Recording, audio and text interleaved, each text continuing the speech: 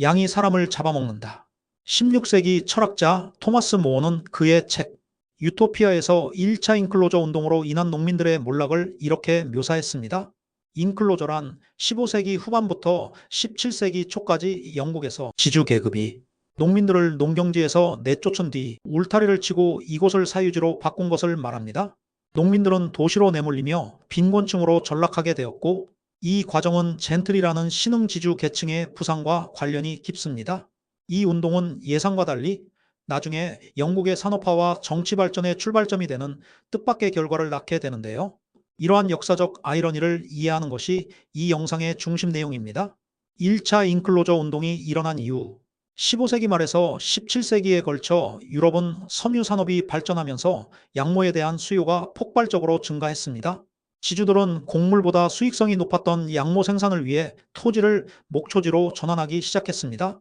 당시 농민들은 산포식으로 농사를 짓고 공동으로 초지에서 가축을 키우는 전통적 방식을 사용했습니다. 하지만 이러한 공동 경작지는 사유지에 비해 생산성이 낮았기에 지주들은 이를 개인화하고 더 효율적으로 활용하고자 했습니다. 젠트리 계층의 성장. 젠트리 계층은 농부들이 떠난 토지를 취하면서 가장 큰 이윤을 얻어냅니다. 젠트리는 우리가 보통 영국 신사들을 말할 때 쓰는 젠틀맨의 집합명사인데요. 그들은 경제적 실용주의와 자본주의적 사고를 갖추고 농부들이 떠난 땅에서 상업적 농업과 목축업으로 상당한 부를 축적하면서 신흥지주 계층이 됩니다. 젠트리는 대부분이 청교도이기도 합니다. 청교도는 당시 유럽을 휩쓸던 종교개혁에서 스위스의 신교 지도자 칼뱅을 지지합니다. 칼뱅의 가르침은 직업의 소명의식을 갖고 열심히 성실하게 불을 쌓는 것이 바로 신의 은총이라는 거지요. 그래서 젠트리 계층의 사람들은 근면하게 부를 축적하면서도 또 도덕적인 삶을 유지합니다. 그들은 명예와 학문적 교양을 갖추고 지역 사회에서도 행정과 치안, 지방의회 의원을 맡으면서 사회의 중심 세력이 됩니다. 그들은 인클로저 운동에 적극적입니다. 여기서 의문점이 생깁니다. 비참하게 농촌을 떠나는 농부들을 보면서 이 청교도들은 또 어떤 생각을 했을까? 합리적 토지 이용과 생산성 증가가 사회 전체적으로는 더 큰 이익이기에 농민들의 고통은 어쩔 수가 없다고 했겠지요? 일이 그렇게 흘러갔으니까요. 하여튼 새로운 시대 변화를 빨리 읽고 사회제도 개혁을 남보다 일찍 주장했던 측면만을 놓고 보면 그들은 우리 역사에서 영조, 정조시대 때 실학파 사람들 또는 조선시대 말기 개화파들이 그들과 성격이 비슷하지 않을까 하는 생각이 듭니다. 농민의 저항과 도시 빈민층 증가. 오랜 세월 그 땅에서 농사짓고 살던 농부들을 지주들이 마음대로 내쫓는다는 게 그렇게 쉬운 일은 아닌데, 귀족이나 젠트리가 그렇게 할 수 있었던 근거는 무엇이었을까요? 지주들이 땅의 소유권을 가지고 있었기 때문입니다. 농부들은 그 땅에서 농사 지을 수 있는 경작권, 말하자면 소작권을 가지고 있었지요. 하지만 지주들이 갖고 있는 소유권에 비해 경작권은 그리 큰 힘이 되지 못했던 겁니다. 귀족과 지주들에 대항해서 캐트의 반란 KETTS 리벨리언 1549이 일어납니다. 이것은 이 시대 농민들의 중요한 저항 중 하나로서 잉글랜드 동부 노폭노폭 지역에서 일어난 대규모 농민 봉기였는데요. 반란군은 약 1만 6천 명에 이르렀고 당시 잉글랜드에서 두 번째로 큰 도시인 노리치 노위치를 점령하기도 했습니다.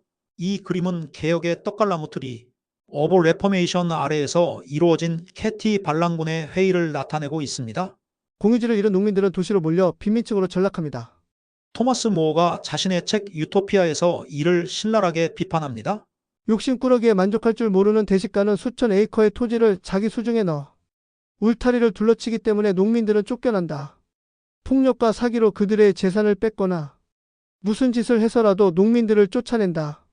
수백 년 후 칼 마르크스도 이를 원시적 축적 또는 시초 축적이라고 규정하며 농민 계층의 몰락이 자본주의 체제의 출발점이었다고 분석했습니다. 농민의 몰락은 자본주의의 근본적인 출발점이었다. 농민으로부터 토지를 빼앗는 것은 자본주의 전체 과정의 토대를 이룬다. 이것의 전형적인 형태를 취하고 있는 것은 잉글랜드이다. 영국 정부는 여러 빈민법을 만들어 도시 빈민 문제를 해결하려 합니다. 그러나 근본적 대책은 부족했습니다. 헨리 8세 때는 늙고 노동 능력이 없는 사람이라도 거지 면허를 받아야 국어를 할 수 있었고, 건장한 사람이 불황자가 되면 달구지 뒤에 결박되어 몸에서 피가 흐르도록 맞고, 그들의 출생지로 돌아가 노동에 종사하겠다는 맹세를 해야 했으며 불황자로 2번 체포되면 다시 태형에 처해지고 귀를 반을 자르며 3번 체포되면 사형에 처해졌습니다. 또한 절도범들이 급격히 늘어납니다. 먹고 살기 힘들어진 도시 빈민들이 도둑질 외에는 살아갈 방법이 없었던 것이지요. 정부는 아예 범죄를 없애겠다고 절도범을 사형에 처합니다. 도둑질은 줄어들었을까요? 오히려 살인사건이 더 늘어납니다. 토마스 모어는 유토피아 책에서 이거에 대해서도 비판을 가합니다. 도둑이 붙잡히면 어차피 살인범과 똑같이 극형을 당하게 되니 오히려 살인이 더 안전하다. 왜냐하면 목격자를 죽임으로써 도둑질과 살인 2가지 범죄를 다 감추게 되기 때문이다. 역사의 아이러니 2가지. 놀라운 것은 1700년대 후반기에 들어서면서 이들 도시의 가난한 빈민들이 뜻밖에도 영국에게 큰 행운으로 작용합니다. 산업혁명이 일어나면서 도시에 생긴 수많은 공장들은 엄청난 노동력을 필요로 했고 가난한 노동자들은 이들에게 준비한 듯 아주 값싼 노동력을 제공할 수가 있었던 겁니다. 사회의 골칫거리가 오히려 사회를 발전시키는 전혀 예상치 못했던 결과가 나온 겁니다. 역사의 아이러니입니다. 이러한 의외의 결과는 젠트리 계층에서도 나타납니다. 젠트리는 경제적 부를 기반으로 1600년대 영국 시민혁명 시기 왕권에 도전합니다. 젠트리는 청교도 혁명, 명예혁명에서 의회파를 주도하며 왕권의 절대성을 무너뜨리고 의회 권력을 강화합니다. 이들은 입헌군주제를 확립하며 근대 민주주의의 기틀을 마련했습니다. 인클로저 운동에서 농민들의 희생 위에 불을 쌓았던 젠트리. 하지만 결과적으로 그들은 영국 정치 발전과 산업화의 기반을 다지는 데 큰 기여를 합니다. 정리하면 1차 인클로저 운동은 양모 가격 상승과 토지 이용의 합리화라는 경제적 필요에서 시작되었지만 농민 계층의 몰락과 사회적 고통을 초래했습니다. 그러나 이후 뜻밖에도 도시의 빈민 노동자들은 영국 산업화에 값싼 노동력을 제공하게 되면서 영국이 세계 산업을 주도하는 데에 큰 역할을 해내게 됩니다.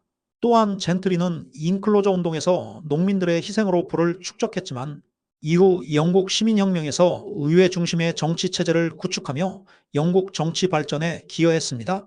토마스 모어 입장에서 보면 당시 양이 사람을 잡아먹을 정도로 농부들에게 고통스러웠던 인클로저 운동이 훗날 영국이 의회 민주주의를 꽃피우고 세계 경제의 중심이 되도록 하는 뜻밖의 결과를 낳았다는 사실을 알게 되면 그는 역사의 아이러니군 하고 중얼거렸을 듯 합니다.